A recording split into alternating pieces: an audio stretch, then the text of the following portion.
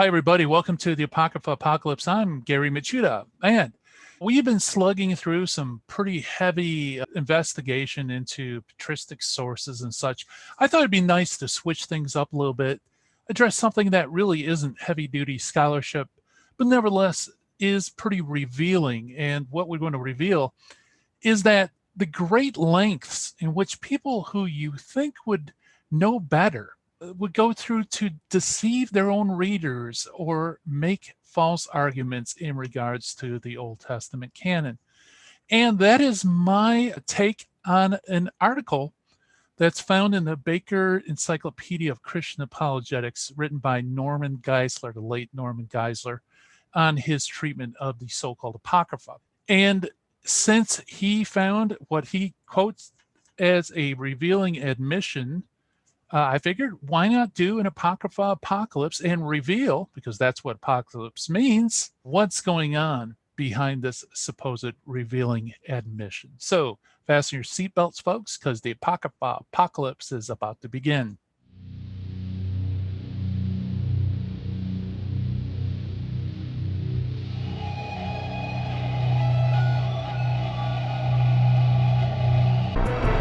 Now, I should start off by noting that for many years, I held Dr. Geisler in very high esteem. He's an evangelical Protestant. He did a lot of very good work in theistic apologetics and some good work in Christian apologetics. He's a former Catholic, and he had high esteem for St. Thomas Aquinas, which also is big in my books. Also, he wrote some very good scholarly work in terms of biblical inerrancy. However, after I began to look in depth at his argumentation for the Protestant Old Testament canon, I realized that he's doing things that really nobody in his level of scholarship should do. Some very shady things. And like I said in the introduction, for some reason, this is one of those apologetics topics that you run over and over again, even within scholarly writings, of some pretty shady argumentation, misuse of sources that I think are meant to mislead the reader. The article we're going to look at is also very influential. Like I mentioned, all over the web, you'll see blog posts by evangelicals who will quote from this article. Some of them reproduce the entire article itself. And I'm not going to go through every aspect of the article. What I'd like to do is maybe do this video, maybe a couple more. I just want to show you how some of the, I think, shady things that he does with his sources. So I want to focus on something that he says is a revealing admission that's found in the Catholic New American Bible. And I just want to show you what's up with this source. I think you'll find it very interesting. So let's go to his article. Now, this is found on page 29. The article name is called Apocrypha, Old and New Testaments. And if you go down to the subtitle, the Septuagint and the Apocrypha, you'll find that he makes an interesting comment in regards to the Deuterocanon. He says, quote, even notes in the currently used Roman Catholic New American Bible, NAB, makes the revealing admission that the Apocrypha are, quote, religious books used by both Jews and Christians, which were not included in the collection of inspired writings, unquote. Instead, they, quote, were introduced rather late into the collection of the Bible. Catholics call them Deuterocanonical, second canon books, unquote. And this is from the New American Bible, page 413. One thing I want to note is that when I ran down this source, I have my copy of the New American Bible. This is actually the first translation I began reading scripture in a serious way. This is the St. Joseph medium-sized edition, illustrated, published by Catholic Book Publishing. It's not on 413 like the article says. The entry is actually on 412. Now, this probably is because he's using an older edition. Maybe it's the unrevised New Testament. So just FYI, there seems to be a typo there that needs to be corrected. But let's look at the quotation. Dr. Geisler, okay, he styles this as a revealing admission. Now, why would a scholar of his caliber Someone who has a doctorate, someone who is a founder of Southern Evangelical Seminary, somebody who's in the upper echelon of Protestant evangelical scholarship. Why in the world would he cite a Bible help in the back of a Bible? Why not cite an encyclopedia? Why not cite a papal encyclical? Something of authority. Why a Bible help in the back of a Bible is beyond me. Especially when you consider this. Remember, this is an article in a one-volume encyclopedia, and that means you're limited in space and how much ink you can dedicate to a particular topic. Why waste the ink appealing to a popular work, right? This is a popular dictionary. There's no citation. In fact, looking through this right before the video, I couldn't find any acknowledgement of who authored this dictionary. It's just there for Catholics who maybe want to become familiar with basic terms and concepts and ideas.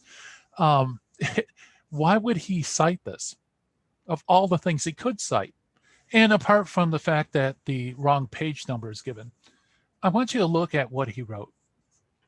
Notice that he quotes religious books used by both Jews and Christians, which are not included in the collection of inspired writings, unquote.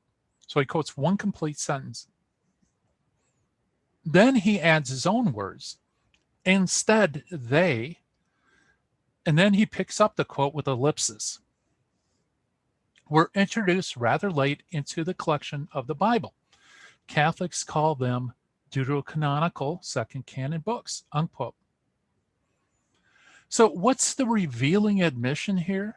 Well, what Dr. Geisler wants his readers to believe is that the dictionary in the New American Bible is actually admitting that the Deuterocanonical books were religious books that were used by Jews and Christians, but they were not included in the collection of inspired writings. In fact, they were introduced rather late into the collection of the Bible. And just in case there's any doubt as to what these books are, he has Catholics call them the Deuterocanon or the Deuterocanonical books. So he's quoting one sentence and then he picks up another sentence with an ellipsis. Do you see that? And it's separated by his own words. Now, did he treat this source honestly? Well, why don't we look at what the New American Bible Dictionary actually says, and we'll compare it to what Norman Geisler quoted. New American Bible has this: Apocrypha, religious books used by both Jews and Christians, which were not included in the collection of inspired writings. Okay, so that's his first quotation. In the Protestant Church, this term designates the books of Tobit, Judith, Maccabees, Wisdom, Baruch, and Ecclesiasticus. Okay, so he omits that part. Then he picks up with the ellipsis, which were introduced rather late into the collection of the Bible. Catholics call them Deuterocanonical books, unquote. Now, in case you don't see this, let me make this clear. When we read Dr. Geisler's quotation, which says, even the notes in the currently used Roman Catholic New American Bible, NAB, make a revealing admission that the Apocrypha are. What does he mean by Apocrypha here in this context? Apocrypha is being used for that name which Protestants give to the Deuterocanon. So what he's saying is that the books that Catholics call the Deuterocanon are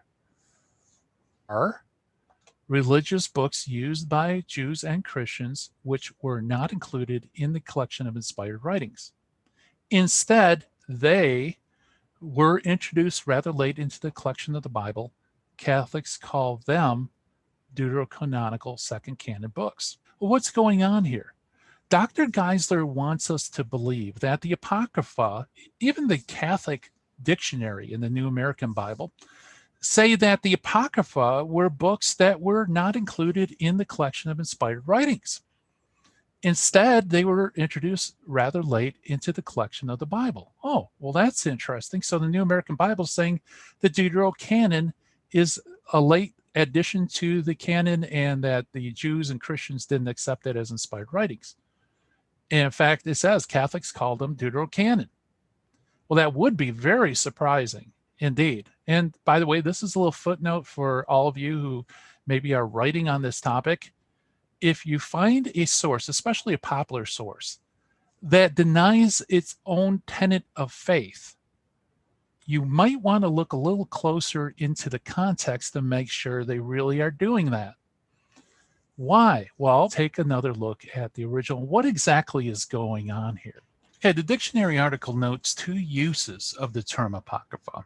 The first, it addresses the Catholic use of this term, namely religious books used by Jews and Christians which were not included in the collection of inspired writings.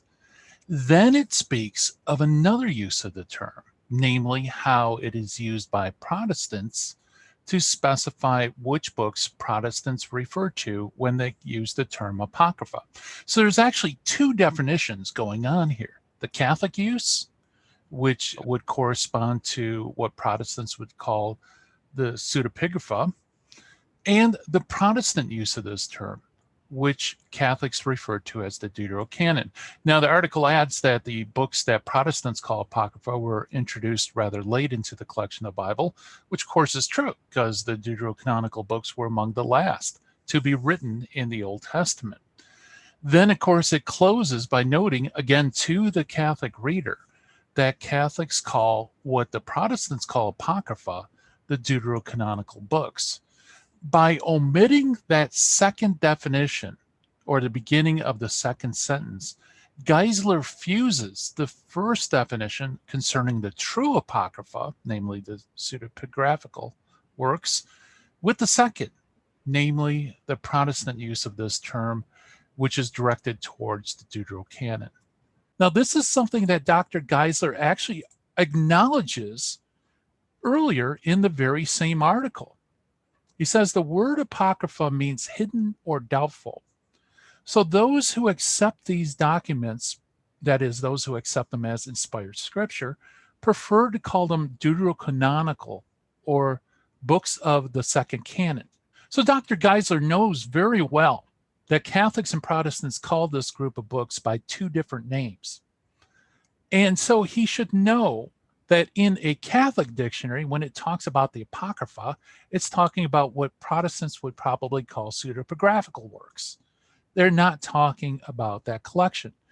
And that's why the very first line of the New American Bible is indeed accurate, because these books, which Catholics call Apocrypha, but Protestants would probably call pseudepigraphical works like the Book of Enoch or something like that, it says these are religious books used both by Jews and Christians, which were not included in the collection of inspired writings. That's totally correct. But the problem is Dr. Geisler makes it sound as if it's talking about the Deuterocanon, which it's not. And why does it seem so? Well, it's because of what he omits. He puts his own words in his own quotation. And he says, instead, they...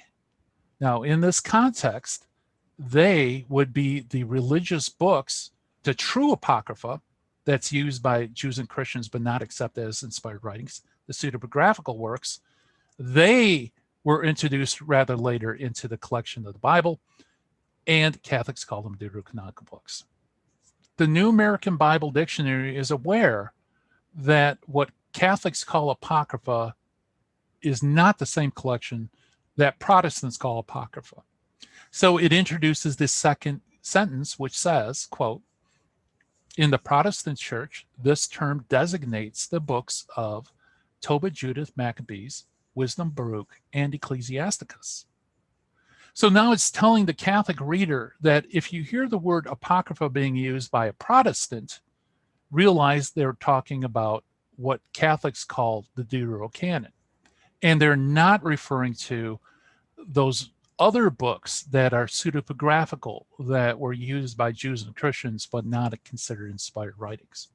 So yes, indeed, this is a revealing admission, not about the New American Bible or the dictionary, or even about Catholic teaching or thought, the surprising admission is that Dr. Geisler has to hack up his source in order to make it say what he wants it to say.